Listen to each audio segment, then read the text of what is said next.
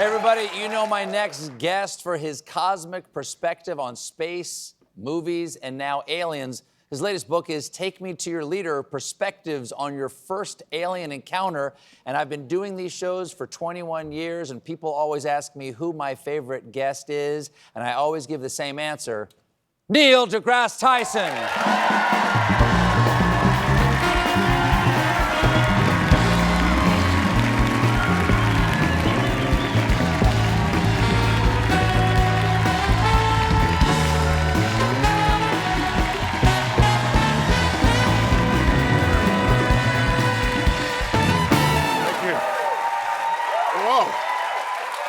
Neil, hey, good to see you. As I said in the intro there, just pound for pound, taken on average across 21 years, who is the person who is not only easy to talk to, whose subject I am fascinated with, and who gives me a real rest because he knows how to talk and not stop.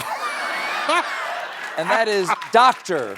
Neil deGrasse Tyson. Well, thank you. Thank you very much. Last time you were here, you brought along another hero of mine, William Shatner. William Shatner. How is Shat? Good one. Look, last time I was here, he didn't give me any chance to speak. No, and that is not easy. So I came here, I left him out in the street. Okay, good. Yeah, so it's just me and you right now. You guys have the audio book now, Cosmos Confidential, you, Neil, and Shatner's Yeah, book. our relationship, our bromance became so intense that we turned it in, it's called an audio book, but it's really an audio original. We spent 5 hours in his backyard, and we was talking, and we learn about stories in his life that he never told. It's called Cosmos Confidential. We're both public figures, but the stories we told each other that we've never told anyone else. Then we're back on the stage in Beverly Hills on May. Because you're touring. Well, yeah, in May 19th and 20th. If anybody's out in Beverly Hills. 19th in the Stephen Theater. There you go. The two of us. Now, before we get to your book, Take Me to Your Leader, I want to talk about Artemis 2, which just returned from its 10-day trip around the moon. Sure. That was... Yeah. You know what got me excited is how excited people got about that.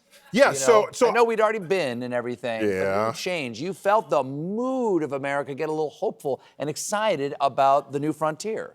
We were all together. Yes. Watching it. That was something we haven't done in a long while. Right. So, in a way, NASA transcends partisan politics.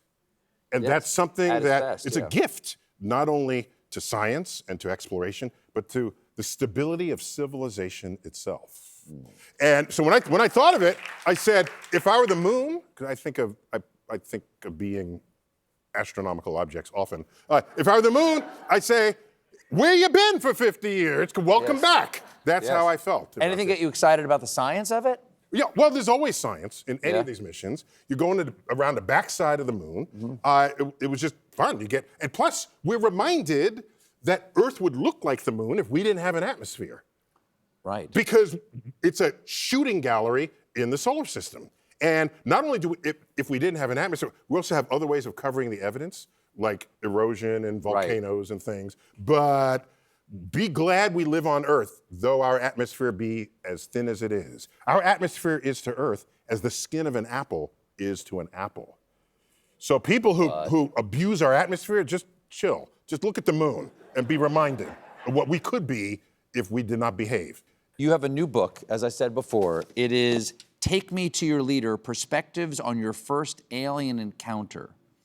Why do you think people are so fascinated by aliens? I think it's terrifying to imagine that we could be alone in the universe.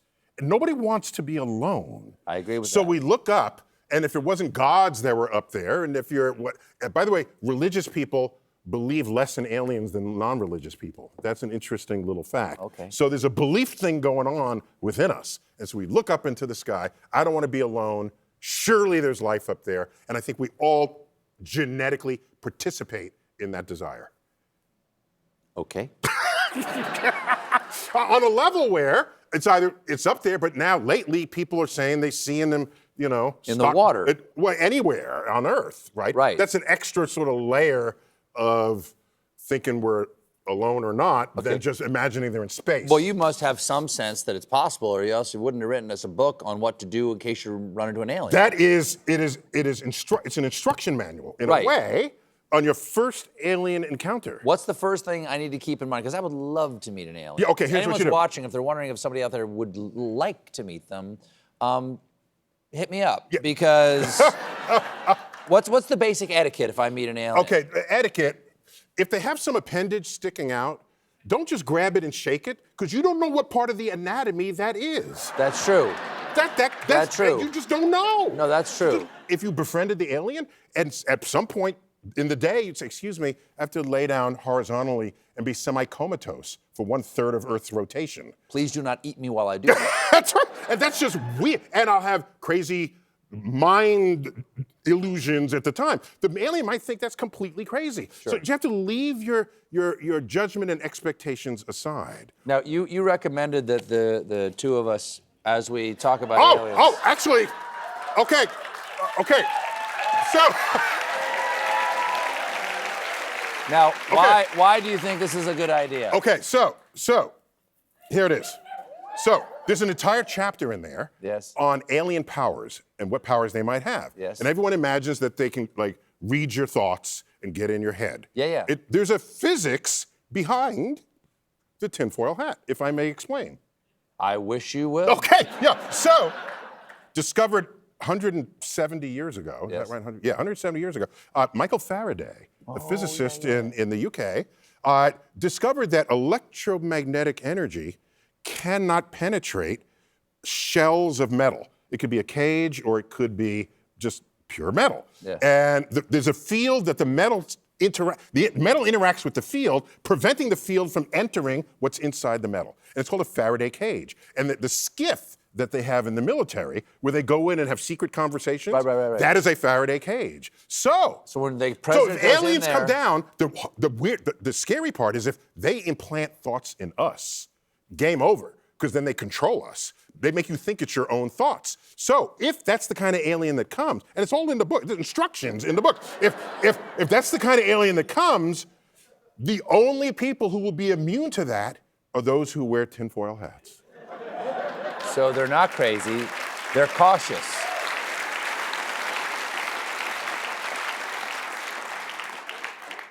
Just saying. So during that moment, our thoughts were unreadable. Wow. By all known means. Certainly, yeah.